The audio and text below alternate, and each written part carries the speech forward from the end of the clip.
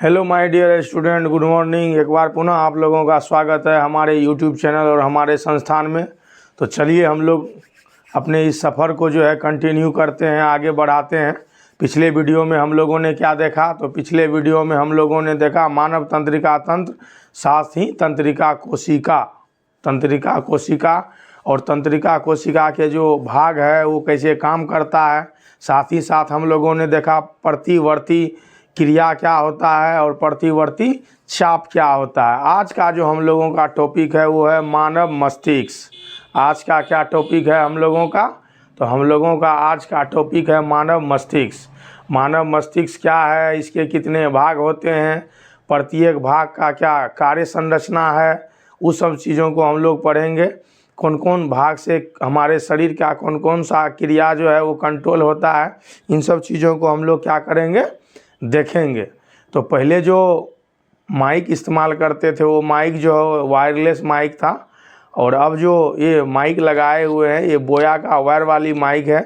तो साउंड का क्वालिटी जो है पहले से आप लोगों को बेहतर महसूस होगा। इस चीज़ को आप कमेंट में बताएंगे कि ये साउंड जो है पहले से बेहतर है या नहीं है। तो चलिए बिना देर किए हम लोग शुरू करते हैं अपना जो टॉपिक है। कौन सा टॉपिक है आज का? तो आज का टॉपिक है मानव मस्तिष्क। क्या है? मानव मस्तिष्क। आज हम लोग मानव मस्तिष्क के बारे में देखेंगे, मानव मस्तिष्क के बारे में पढ़ेंगे। ठीक है, तो चलिए शुरू करते हैं। मानव मस्तिष्क। मानव मस्तिष्क क्या है? तो मानव मस्तिष्क जो है सेंट्रल नर्वस सिस्टम का मेन पार्ट है। केंद्रीय तंत्रिका तंत्र का मेन पार्ट है। किसका मेन पार्ट है? केंद्रीय तंत्रिका तंत्र का मेन पार्ट है। समझ गए ना? इस चीज़ का ख्याल रखना है। फिर धीरे धीरे जो है इस चीज़ को क्या करेंगे हम लोग, कंटिन्यू करेंगे। इस चीज़ को हम लोग क्या करेंगे, देखेंगे, जानेंगे, सोचेंगे। ठीक है, तो चलिए शुरू करते हैं। ठीक है, तो मानव मस्तिष्क, इसे क्या कहते हैं हम लोग? ह्यूमन ब्रेन भी कहते हैं। ह्यूमन ब्रेन भी कहते हैं। ठीक है, मस्तिष्क सभी क्रियाओं के समन्वय का केंद्र है। इसके 3 मुख्य भाग हैं।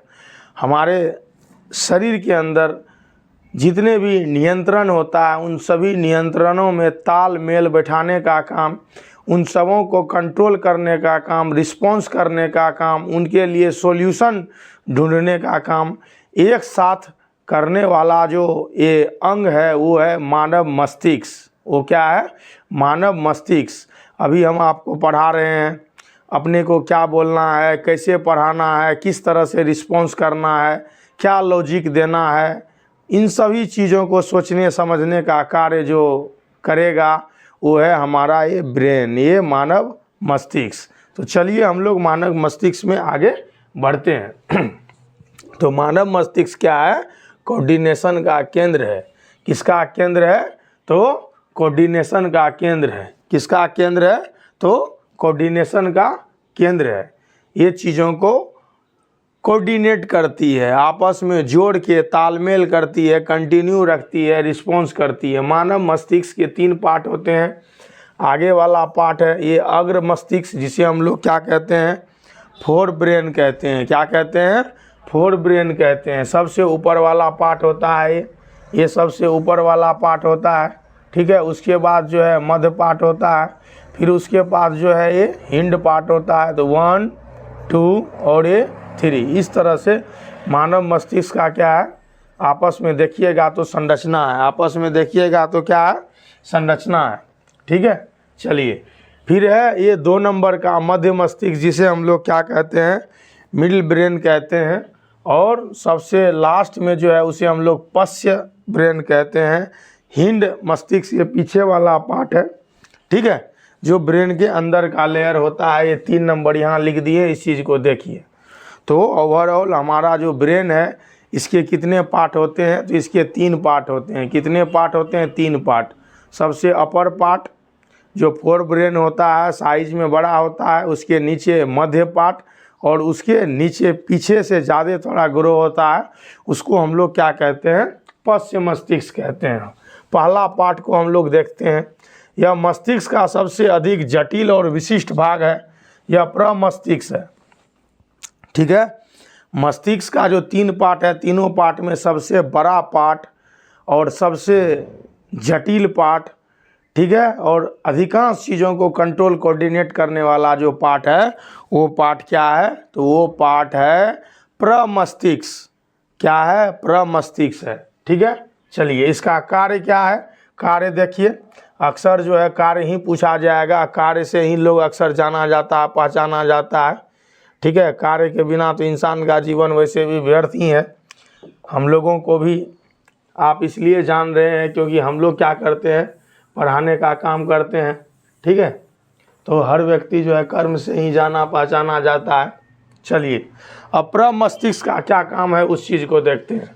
पहला काम, प्रमस्तिष्क का मुख्य कार्य होता है थिंकिंग करना, सोचना। सोचने समझने का जो ये कौशल क्षमता होता है, ये जो कार्यशैली होता है, ये प्रमस्तिष्क का पार्ट है। डैट मीन्स ये जो स्टडिंग का पार्ट है, जिसमें लर्निंग का जो भी एबिलिटी आता है, वो सोचने का, समझने का, जवाब देने का, ये सारा का सारा इसी का काम है। दूसरा, ऐच्छिक क्रियाओं को नियंत्रित करना। हम अपने मन के हिसाब से, अपने दिमाग के हिसाब से, अपने इच्छा के हिसाब से जो सारी क्रियाएं करते हैं, उन सभी क्रियाओं को कंट्रोल कोऑर्डिनेट करने वाला भी मस्तिष्क का यही पार्ट है। आपको अगर क्या करना है, आंख बंद करना है, आपको क्या करना है, गर्दन ऐसे घुमाना है, तो ये सारी क्रियाएं क्या है, ऐच्छिक है। अभी इच्छा किया तब मैंने गर्दन घुमाया, आंख मैंने बंद करी, तो इन क्रियाओं को कंट्रोल करने का कार्य करता है। तीसरा, सूचनाओं को याद करना। आपका जो आईक्यू है, जिससे आप चीज़ों को क्या करते हैं, स्मरण रखते हैं, याद रखते हैं, रिमेंबर करते हैं, रटते हैं, इनको करने के लिए इसी मस्तिष्क का सहारा लेना होता है। जिस बच्चे का यह मस्तिष्क का खांच ज़्यादा बड़ा होगा, उस बच्चे का मस्तिष्क ज़्यादा तेज होगा, चीज़ों को ज़्यादा आसानी से याद रखेगा और लंबे समय तक याद रखेगा। तो ये जो मेमोरी पावर होता है, ये मेमोरी पावर इसी मस्तिष्क के भाग से जुड़ा हुआ होता है। चलिए, चौथे देखते हैं, चौथे भाग में क्या है, चौथे पार्ट में क्या है, चौथे उदाहरण में क्या है। तो शरीर के विभिन्न हिस्सों से सूचनाओं को एकत्रित करना और उनका समायोजन करना। शरीर के विभिन्न हिस्सों से सूचनाओं को एकत्रित करता है और उन सूचनाओं को डिफाइन करता है, और डिफाइन करने के बाद उसका उत्तर क्या देना है, उस चीज़ को रिस्पॉन्स करता है, ठीक है। तो इस चीज़ का काम करता है। डैट मीन्स मैनेजरिंग का काम करता है, मैनेजर का काम करता है, मैनेज करता है, तमाम तरह के सूचनाओं को एकत्रित करके कैसे हैंडल करना है वो सारी चीज़ें करता है। छठा, भूख से संबंधित केंद्र है। अपने को भूख का पता जो चलता है, पेट भरा है, पेट खाली है, भूख की इच्छा है, या क्या खाना है, क्या नहीं खाना है, ये जो भूख है, ये जो हंगरीनेस है, इन सब चीज़ों को नियंत्रित करने का भी कार्य कौन करता है, प्रमस्तिष्क ही करता है, फोर ब्रेन ही करता है। तो आप देख लिए, लगभग हम लोगों ने 4 से 5 कार्यों के बारे में अभी पढ़ा जो प्रमस्तिष्क का कार्य था। अब हम लोग नीचे आते हैं, दूसरे पार्ट पे आते हैं, मध्य मस्तिष्क के बारे में अब हम लोग बात करेंगे। किसके बारे में? मध्य मस्तिष्क के बारे में। ये जो मिडल पार्ट है हमारे ब्रेन का, उसके बारे में बात करेंगे। अनैच्छिक क्रियाओं को कंट्रोल करने का काम है। हमारे शरीर में जो भी अनैच्छिक क्रियाएं हैं, उन सबों को कंट्रोल करने का कार्य करता है कौन? तो मध्य मस्तिष्क। जैसे श्वसन है, श्वसन क्रिया, सांस लेना छोड़ना, धड़कन है, ये सारी चीज़ें, फिल्ट्रेट करना ब्लड का, जहाँ पे मानव मस्तिष्क का, ठीक है, मानव मस्तिष्क का मतलब है कि मन का कोई कंट्रोल नहीं है। हम अपने मन के हिसाब से सांस नहीं ले सकते हैं, ना हृदय की गति को नियंत्रित कर सकते हैं अपने इच्छा के हिसाब से। तो हमारे शरीर में अधिकांश क्रियाएं ऐसे हैं जो इच्छा के हिसाब से होता है, और कुछ क्रियाएं ऐसे हैं जो हमारे इच्छा के विरुद्ध होता है, अनैच्छिक है। तो उसका कंट्रोल किसके पास होता है? तो मध्य मस्तिष्क के पास होता है, जिसपे हमारा कोई कंट्रोल नहीं है। तो चलिए उसको देखते हैं। जैसे पुतली के आकार में परिवर्तन, सिर गर्दन आदि की प्रतिवर्ती क्रियाएं ये होते रहती है, ये अपने इच्छा के हिसाब से नहीं होती है। और जो तीसरे नंबर का पार्ट है, कितने नंबर का? तीसरे नंबर का पार्ट है, जिसको हम लोग क्या कहते हैं? पश्य मस्तिष्क कहते हैं। क्या कहते हैं? पश्य मस्तिष्क कहते हैं। सॉरी, पश्य मस्तिष्क कहते हैं। पश्य मस्तिष्क का 3 भाग होता है। कितना भाग होता है? 3 भाग होता है। और पश्य मस्तिष्क का जो है बहुत ही अहम भूमिका होता है। हालांकि मस्तिष्क के तीनों भाग का जो भूमिका है वो एक से बढ़ के एक है, एक दूसरे में जो है तुलना करने योग्य नहीं समझिए। वो किसी के भी गड़बड़ी से ज़िंदगी जो है एकदम बिल्कुल बेकार सा हो जाएगा। फिर भी हम थोड़ा बहुत जो है बोल ही सकते हैं कि कौन श्रेष्ठ है।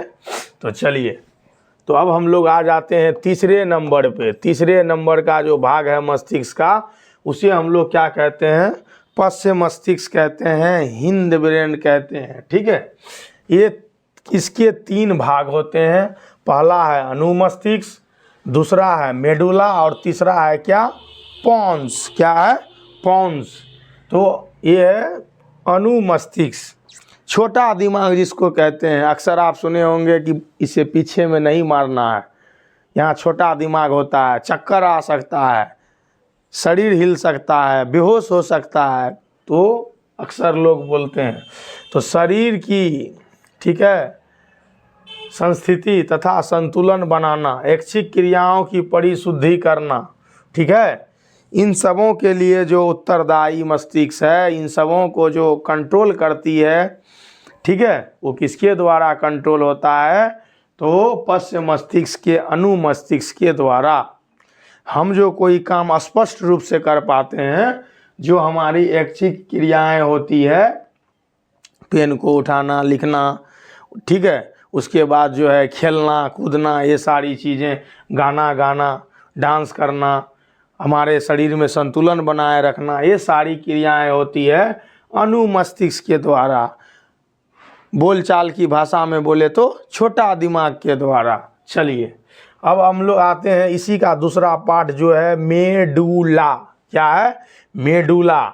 मेडुला की जो संरचना होती है वो ये लठ के ऊपर जो ये गांठ होता है, उस गांठ के संरचना के जैसे होता है, ये मेडुला है। क्या है? ये मेडुला है।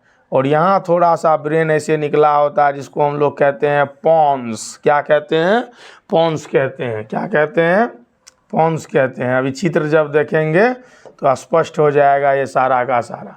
तो मेडुला का काम है अनैच्छिक कार्यों का नियंत्रण करना, जैसे रक्तचाप, वमन, ठीक है, तो इन सबों को कंट्रोल एंड कोऑर्डिनेट करने का काम करता है कौन? मेडुला। मेडुला, ठीक है। अब तीसरे नंबर और लास्ट नंबर पे हम लोग आते हैं पोन्स पे। किस पे? पोन्स पे। जैसे अनैच्छिक क्रिया, जैसे श्वसन का नियंत्रण किसके द्वारा होता है? पोन्स के द्वारा होता है। ऐसा कहा जाता है अंत भला तो सब भला। अगर पोन्स गड़बड़ाया तो श्वसन की गति गड़बड़ाएगी और ज़िंदगी जो है अस्त व्यस्त होके ध्वस्त हो जाएगा। तो इस चीज़ का ख्याल रखना है। मस्तिष्क का तीनों पार्ट और लास्ट मतलब जो हमारा पश्य मस्तिष्क है उसका तीनों पार्ट, थोड़ा सा भी किसी भी तरह का फॉल्ट हुआ तो जीवन जो है ख़त्म हो जाएगा। ये चीज़ देखिए। अब थोड़ा सा हम लोग इसके संरचना पे गौर करते हैं। गौर से आप इन संरचना को देखिए। ये बनाना थोड़ा सा मुश्किल है, लेकिन असंभव नहीं है। आप चाहेंगे तो बना लेंगे। जब आप बना लेंगे तो आपको 5 नंबर जो है दे दिया जाएगा। ठीक है, चलिए अब हम लोग चित्र पे गौर करते हैं, देखते हैं चित्र में। ये ब्रेन का सबसे ऊपर वाला पार्ट है जो हम चित्र में आपको हम दिखाए थे, चित्र में हम आपको बताए थे। ठीक है, देख लीजिए। इसको हम लोग क्या कहते हैं? तो इसको ये जो देख रहे हैं इसके समान ऐसा संरचना, ये संरचना जो आपको दिख रहा है, ये संरचना, ये किसका है? ये ब्रेन का पहला पार्ट और सबसे बड़ा पार्ट है, जिसको हम लोग क्या कहते हैं? प्रमस्तिष्क कहते हैं। क्या कहते हैं? प्रमस्तिष्क कहते हैं। उसका पार्ट है ये प्रमस्तिष्क का पार्ट है। किसका पार्ट है? प्रमस्तिष्क का पार्ट है। ठीक ना, इस चीज़ का ख्याल रखना है। किसका पार्ट है?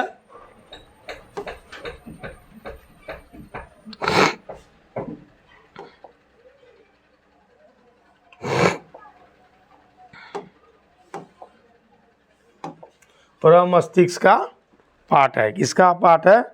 प्रमस्तिष्क का पार्ट है। ठीक ना, ठीक है। तो चलिए, प्रमस्तिष्क को हम लोग देख लिए, सबसे ऊपर वाला पार्ट है ये, देख लीजिए, सबसे ऊपर वाला पार्ट है ये। ठीक है, ये उसके ऊपर का कवर है। ठीक है, जिसको हम लोग कहते हैं कपालीय खोपड़ी। कपालीय खोपड़ी, ठीक है, कपालीय खोपड़ी कहते हैं इसको। और देखिए यहाँ पे मध्य मस्तिष्क, इसके बीच में जो ये संरचना आपको दिख रहा है, ये संरचना है किसका? मध्य मस्तिष्क का। किसका? मध्य मस्तिष्क का। ठीक है, देख लिए आप मध्य मस्तिष्क को। चलिए, उसके बाद आप देखिए यहाँ पे ये जो संरचना आपको दिख रहा है, ठीक है, यहाँ से लेके ये यहाँ पे ये गियर के जैसा संरचना, ये और यहाँ से लेके यहाँ तक ये पूरा का पूरा संरचना है किसका? पश्च मस्तिष्क का। तो 1 नंबर पे यहाँ हो गया, 2 नंबर यहाँ हो गया और 3 नंबर यहाँ हो गया। 3 का A, 3 का B और 3 का C।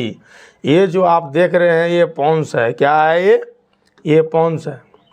ठीक है, ये देखिए, ये 3 नंबर में देखिए क्या है हम लोगों का? पश्च मस्तिष्क है। पश्च मस्तिष्क का पहला पॉन्स, दूसरा मेडुला और तीसरा जो है ये अनुमस्तिष्क है। जिसमें अनुमस्तिष्क जो है सबसे बड़ा होता है। यहाँ पे ये देख लीजिए, ये संरचना अनुमस्तिष्क का है। ये संरचना जो यहाँ पे आप देख रहे हैं, ये संरचना अनुमस्तिष्क का है। ये ऐसे निकला हुआ संरचना देखिए, सबसे पीछे है, छोटा दिमाग ये यहाँ पे। ठीक है, इसलिए यहाँ पे किसी को नहीं मारना चाहिए, मजाक में भी। ठीक है, उसके जस्ट आगे देखिए ये मेरुज्जु है, मेरुदंड है। ठीक है, ये इस तरह से मिला हुआ पार्ट है। और बीच वाला पार्ट ही जो ये ऐसा होता है, ये मुट्ठी के समान संरचना, ये मेडुला है। और उसके ऊपर देखिए यहाँ पे क्या है? पॉन्स है। ठीक है, देख लीजिए इस चीज़ को। ये हो गया, ये ब्रेन का पार्ट हो गया। अब थोड़ा सा चलिए, अब थोड़ा सा आगे बढ़िए इस चीज़ को लेके। यहाँ जो ये संरचना आप देख रहे हैं, ये थोड़ा सा निकला हुआ एक ग्रंथि नुमा संरचना। और यहाँ पे ये दोनों का दोनों क्या है? ये हार्मोन ग्लैंड है। ये क्या है? हार्मोन ग्लैंड है। हार्मोन क्या है? ग्लैंड है। ठीक है, ये हार्मोन ग्रंथि है। यहीं से क्या होता है? हार्मोन स्रावित होता है और शरीर के अंदर जितनी भी हार्मोनिक क्रिया है वो कंट्रोल होता है। इन सबों का जो मास्टर ऑर्गेन है, मास्टर ग्लैंड है, वो क्या है? पिट्यूटरी ग्लैंड है, प्यूसम ग्रंथि है। ये जो आप देख रहे हैं ये प्यूस ग्रंथि, ये क्या है? ये मास्टर ग्लैंड है। इसको हम लोग क्या कहते हैं? इसको मास्टर ग्लैंड कहते हैं। क्या कहते हैं? मास्टर ग्लैंड कहते हैं। शरीर के अंदर तमाम प्रकार का जो हार्मोनल ग्लैंड है उसको कंट्रोल करने का काम ये करता है। और उसके ऊपर जो ये आप देख रहे हैं हाइपोथैलेमस, ये हाइपोथैलेमस है। ठीक है, जो इसी के जस्ट बगल में पाया जाता है। इसका भी अहम भूमिका होता है हमारे शरीर के उपापचयी क्रियाओं को कंट्रोल करने के लिए। ठीक है, तो इस चीज़ को हम लोग ध्यान में रखेंगे, देखेंगे। जब हार्मोन पढ़ेंगे तो फिर इस चीज़ को पढ़ेंगे। ठीक है, स्रावी तंत्रिका तंत्र में इस चीज़ों को पढ़ेंगे। ठीक है, चलिए अब हम लोग आगे देखते हैं, आगे इन सब चीज़ों को पढ़ते हैं। आगे क्या है? अब है मस्तिष्क एवं मेरुज्जु की सुरक्षा। तो मस्तिष्क और मेरुज्जु की सुरक्षा कैसे होगी? जब आप बाइक से क्या करते हैं? राइड करते हैं, तो आपको हेलमेट पहनने का सलाह दिया जाता है कि आप हेलमेट पहन के रखिए, ताकि जब कभी खुदा न खास्ता एक्सीडेंट हो, आप गिरे तो कम से कम शरीर के अन्य अंगों में चोट लगे तो कोई दिक्कत नहीं है। आपका ये जो ब्रेन है, ये जो खोपड़ी है, ये जो पूरा का पूरा ये सिस्टम है CPU, ये बचा रहे। क्यों? क्योंकि 4 ज्ञान इंद्रियां और पूरा का पूरा CPU इसी में है। ये पूरा का पूरा जो आप देख रहे हैं इसी में है। तो ये जब बचा रहेगा तो बाकी चीज़ वैसे भी बचा ही रहेगा। ये जब गया तो बाकी चीज़ रहने के बावजूद भी समझिए गया। तो इसको कैसे बचाते हैं? तो ब्रेन के ऊपर, मस्तिष्क के ऊपर होती है स्कल। क्या होती है? स्कल होती है, जिसको अपने को क्या कहना होता है? खोपड़ी कहना होता है, ठीक है, कपाल कहना होता है। स्कल को हम लोग क्या कहते हैं? कपाल कहते हैं। और नॉर्मल इसको हम लोग क्या कहते हैं? खोपड़ी कहते हैं। ये हड्डी की कड़ी संरचना है, ठीक है, जिसके अंदर ब्रेन बहुत ही ज़्यादा सुरक्षित होता है। ब्रेन बहुत ही ज़्यादा सुरक्षित होता है। जैसे अखरोट के अंदर वो जो खाने वाला पदार्थ है वो जैसे सुरक्षित रहता है, बहुत कड़ा होता है अखरोट का जो कवर होता है, अपर पार्ट होता है, वैसे ही ब्रेन सुरक्षित रहता है। तो मस्तिष्क एक हड्डियों के बॉक्स में अवस्थित होता है और बॉक्स के अंदर तरल प्यूरित गुब्बारे में मस्तिष्क होता है, जो प्रघात अब शोषक का कार्य करता है। इतना ही नहीं, खोपड़ी के अंदर लिक्विड भरा होता है और लिक्विड के अंदर फिर क्या होता है? ब्रेन के ऊपर एक कवरिंग होता है मेम्ब्रेन का, फिर जाके ब्रेन होता है। तो सोचिए प्रकृति ने कितनी जटिलता से, सहजता से ब्रेन का जो है निर्माण किया है और ब्रेन को जो है प्रोटेक्ट करने का काम किया है। फिर हमारा क्या कर्तव्य होता है सभी जानवरों में सर्वश्रेष्ठ होने का, मानव होने का, कि हम भी उसका ख्याल रखें बाहर से। इसलिए सभी भाइयों से, सभी लोगों से निवेदन है, जब भी आप बाइक चलाएं, दूर दराज क्या करें, ट्रेवल करें, खास करके NH वगैरह से जाएं, तो हेलमेट ज़रूर पहने, हेलमेट ज़रूर पहने। वैसे भी 2025 से जो है हेलमेट क्या कर दिया है? अनिवार्य कर दिया है। एक आदमी हो या 2 आदमी हो, हेलमेट तो पहनिए ही पहनिए। ज़्यादा हीरोपनी दिखाएंगे तो चौखट में, फ़ोटो में लटक जाएंगे। इसलिए इस चीज़ का ख्याल रखना है। अब दूसरे नंबर पे आते हैं मेरुज्जू, जिसको हम लोग कहते हैं स्पाइनल कोड। तो जो रीढ़ की हड्डी है, वो रीढ़ की हड्डी के अंदर इसका जो है एक वायरिंग सिस्टम है और उसके अंदर भी तरल पदार्थ होता है, ताकि इसको पूर्ण रूप से सुरक्षित, संरक्षित रखा जाए। अब मेरुज्जू पे आते हैं, ठीक है। खोपड़ी से नीचे सरकते हैं और खोपड़ी ठीक है, खोपड़ी तक पहुंचने वाला सूचना का जो ये वायरिंग है, पाइप है, उस पे आते हैं। तो मेरुज्जू की सुरक्षा कशेरुक दंड, जिसको क्या कहते हैं? बैकबोन कहते हैं, रीढ़ की हड्डी कहते हैं, या रीढ़ की हड्डी कहते हैं, वो करती है। अगर आप देखिएगा गौर से तो इस तरह का संरचना होता है किसका? रीढ़ के हड्डी का। इस तरह का संरचना होता है किसका? रीढ़ के हड्डी का। किसका? रीढ़ के हड्डी का। अब ये इसके अंदर क्या होता है? बोन मेरो होता है और उस बोन मेरो के अंदर ही ये वायरिंग होती है। किसका भैया? स्पाइनल कोड का, जिसको हिंदी में क्या कहते हैं? मेरुज्जू कहते हैं। क्या कहते हैं? मेरुज्जू कहते हैं। तो प्रकृति ने बहुत बारीकी से क्या किया है? निर्माण किया है जीव जंतुओं का, ठीक है, जीव जंतुओं का। तो हम लोग अभी तक में देखें कि ब्रेन क्या है, ब्रेन का कितना पार्ट है, वो कैसे कार्य करती है, साथ ही साथ ब्रेन का सुरक्षा कैसे होता है, और ब्रेन के साथ साथ जो है ये ब्रेन तक पहुंचाने वाली जो सूचनाओं का एक पाथ है, सर्किट है, जिसको स्पाइनल कोड कहते हैं, उसका जो है सुरक्षा कैसे होता है। तो उसका सुरक्षा होता है रीढ़ की हड्डी के द्वारा। किसके द्वारा? रीढ़ की हड्डी के द्वारा। किसके द्वारा? रीढ़ की हड्डी के द्वारा। अब हम लोग शायद क्रिया विधि पे आए हैं। तंत्रिका ऊतक एवं पेशी ऊतक के बीच किस तरह का संबंध होता है, किस तरह से ये कार्य करता है, किस तरह से ये, ठीक है, एक दूसरे को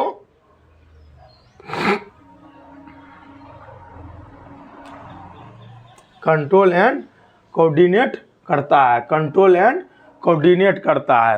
तो साथ ही साथ चलिए हम लोग लगे हाथ इसको भी देख लेते हैं, इसको भी पढ़ लेते हैं। तो सबसे पहले हम लोग देखते हैं ये जो चार्ट है, ये जो फ्लो चार्ट बना हुआ है, फ्लो चार्ट को देखते हैं। और फ्लो चार्ट के बाद जो नीचे कार्य सीमा है उस चीज़ को देखते हैं। हर चीज़ का अपना क्या होता है, बाउंडेशन होता है, बंधन होता है। जैसे मैं अभी क्लास ले रहा हूँ तो दिन भर इस तरह से क्लास नहीं लेता रहूँगा।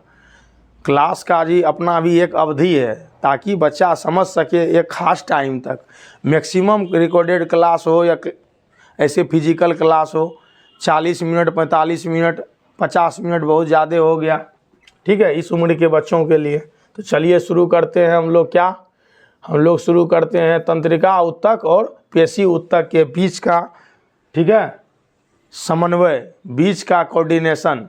तंत्रिका उत्तक जो पूरे शरीर में फैला हुआ है, वायरिंग के जैसा संरचना, जो मैसेज ले जाता है, मैसेज ले आता है वो, और साथ ही जो मसल्स है, जो हमारा उत्तक है, जिससे पूरे शरीर का क्या हुआ है, संरचना का निर्माण हुआ है, पूरा का पूरा जो ढांचा दिख रहा है उसका, उसके बीच क्या संबंध है। तो सबसे पहला चीज़ है ज्ञान इंद्री। ये 5 प्रकार का ज्ञान इंद्री, इसके बारे में हम लोग पढ़ चुके हैं। जो अपने को पूरा वातावरण से क्या करता है, अवगत करवाता है, रूबरू करवाता है, अपने को हमारे पर्यावरण से क्या करता है, जोड़ता है, और तमाम प्रकार के रिस्पॉन्स को क्या करता है, ठीक है, सॉल्यूशन करता है, देखता समझता है, रिस्पॉन्स करता है। ये सभी के सभी संवेदी तंत्रिका के द्वारा कहाँ पहुँचता है, केंद्रीय तंत्रिका तंत्र तक पहुँचता है, केंद्रीय तंत्रिका तंत्र तक पहुँचता है। कहने का मतलब है ये ब्रेन तक पहुँचता है। कहाँ पहुँचता है, ब्रेन तक पहुँचता है, मस्तिष्क तक पहुँचता है, ब्रेन तक पहुँचता है, मस्तिष्क तक पहुँचता है। ये सूचना प्राप्त करता है, संसाधित करता है और निर्णय लेता है। सपोज डैट कैसे निर्णय लेता है। अब मान के चलिए आप गली से जा रहे थे, और गली से जा रहे थे और आप फ़ोन पे बात करते हुए जा रहे थे, और अचानक ये कुत्ता जो है आप पे दौड़ा। तो अभी आपको क्या करना है, फ़ोन पे बात ही करना है, कुत्ता से कटवा लेना है, या फ़ोन को एट ए टाइम जेबी में रख के कुत्ते से लड़ना है और अपने आप को बचाना है। तो ये जो काम ब्रेन करता है, सोचता है और क्विक रिस्पॉन्स देता है, इसी चीज़ को हम लोग कहते हैं समन्वय। तो 2, 3, 4, 5 क्रियाओं में सबसे श्रेष्ठ क्रिया को पहले करना है, ये भी सोचने का काम ब्रेन ही करता है। समझ गए। तो इस चीज़ का ध्यान रखना है। कैसे होता है, तो 3-4 काम में किसको प्रश्रय देना है, किसको सॉल्व करना है, उसके बाद तुरंत निर्णय देना है।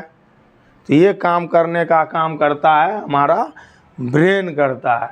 चलिए अब उसके बाद है अनुक्रिया उत्पन्न करना और प्रेरक तंत्रिका के द्वारा। अब तंत्रिका तंत्र के द्वारा हमारे ब्रेन तक पहुंचा सूचना, और सूचना पहुंचने के बाद हमारा ब्रेन ऑर्डर दिया कि फ़ोन को जेबी में रखो और कुत्ता से अब निपटो। अब कुत्ते को भगाओ, चिल्लाओ या मारो उस पर पत्थर उठा के।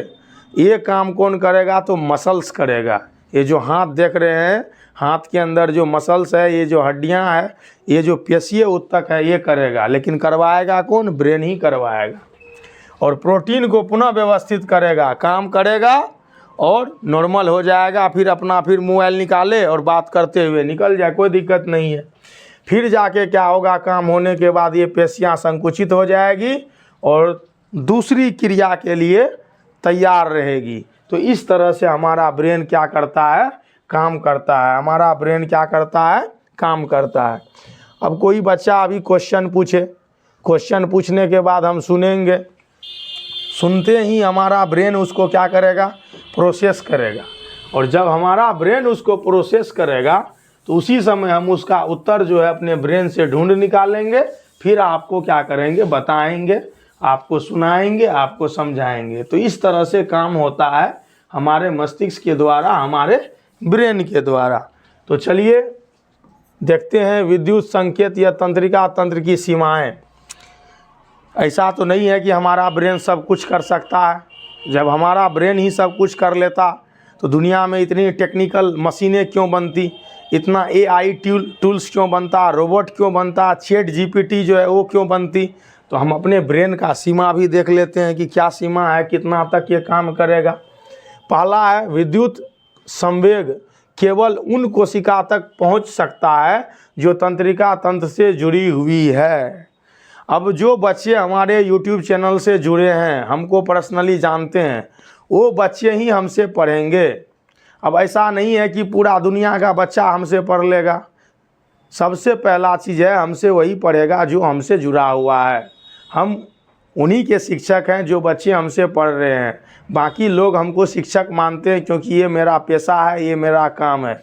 लेकिन पढ़ कौन रहा है मेरे से? जो जुड़ा हुआ है। तो सूचना का आदान प्रदान, सूचना आएगी जाएगी कहाँ तक? जहाँ तक ये जाल बिछा हुआ है। डैट मीन्स ये तंत्रिका तंत्र जहाँ तक फैला हुआ है वहाँ तक सूचना जाएगा, वहाँ से सूचना आएगा। ये है लिमिट। दूसरा है एक बार विद्युत आवेग उत्पन्न करने के बाद कोशिका नया आवेग उत्पन्न करने से पहले अपनी कार्यविधि सुचारू रूप से करने के लिए समय लेती है। ब्रेन जब एक ऑर्डर दे देता है तो दूसरे ऑर्डर तक, दूसरा काम तक वो क्या करता है? इंतज़ार करता है काम होने का। जैसे आप खाते हैं तो मुंह में जो निवाला आप लिए उसको पहले चबाते हैं, फिर निगलते हैं, पुनः मुंह में डालते हैं। ऐसा नहीं है कि आप चबाए नहीं, धड़ाधड़ ठूंसते चले गए, तो वो काम नहीं करते हैं। तो उसी तरह से ब्रेन भी नहीं करता है।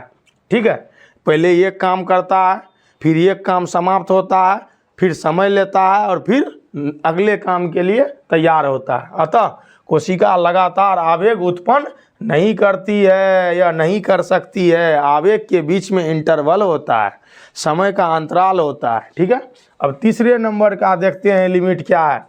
ठीक है, पौधे में कोई तंत्रिका तंत्र नहीं होता है। जब पौधे में कोई तंत्रिका तंत्र नहीं होता है तो पौधे में कंट्रोल एंड कोऑर्डिनेशन कैसे होता है? तो रासायनिक विधि के द्वारा होता है, अनुवर्तन के द्वारा होता है, गमन के द्वारा होता है, हार्मोन के द्वारा होता है। ठीक है, तो रासायनिक संचरण के द्वारा होता है। विद्युत संचरण की सीमाओं को दूर करने के लिए रासायनिक संरक्षण का उपयोग होता है जो पौधों में होता है। हमारे शरीर में भी जो क्रियाएं होती है वो एक तरह के रासायनिक कंट्रोल एंड कोऑर्डिनेशन से होता है, जिसको हम लोग मेटाबॉलिज्म कहते हैं। और तरह की तमाम क्रियाएं होती है। सारा का सारा कंट्रोल जो है ब्रेन के जिम्मे ही नहीं होता है। कुछ कंट्रोल जो है कोशिकाओं के जिम्मे भी होता है। कोशिका का भी अपना ब्रेन होता है, न्यूक्लियस जो चीज़ों को कंट्रोल एंड कोऑर्डिनेट करता है। जीन के पास होता है, DNA के पास होता है, सबका अपना काम होता है। कहने का मतलब है कि हर डिपार्टमेंट का अपना मैनेजर होता है और उनके ऊपर जो है एक सुप्रीम बॉस होता है। तो सुप्रीम बॉस हमारा ब्रेन है, लेकिन अपना हर अंग का मैनेजर है, न्यूक्लियस है, जो काम करता है अपने लेवल पे। ठीक है, अगले दिन अपने को क्या पढ़ना है? अगले दिन हम लोग पढ़ेंगे पौधों में समन्वय। पौधों में समन्वय कैसे होता है। तो आज के क्लास को हम लोग यहीं समाप्त करते हैं। मानव तंत्रिका तंत्र से संबंधित किसी भी प्रकार की अगर आपको समस्या हुई हो समझने में तो आप हमको कमेंट करेंगे। कमेंट करके आप अपनी समस्या का समाधान करेंगे। यूं ही आप हमारे चैनल पे बने रहिए। वीडियो आपको अच्छा लगे तो लाइक कीजिए, वीडियो को शेयर कीजिए, चैनल को सब्सक्राइब कीजिए। किसी भी तरह की समस्या के लिए कमेंट कीजिए और यूं ही देखते रहिए। एक बार फिर से आप लोगों को बहुत बहुत धन्यवाद जो हमारे वीडियो को देखते हैं, लाइक करते हैं, शेयर करते हैं, हमारे चैनल को सब्सक्राइब करते हैं। चलिए कल मिलते हैं नए टॉपिक के साथ। जय हिंद, जय भारत, वंदे मातरम।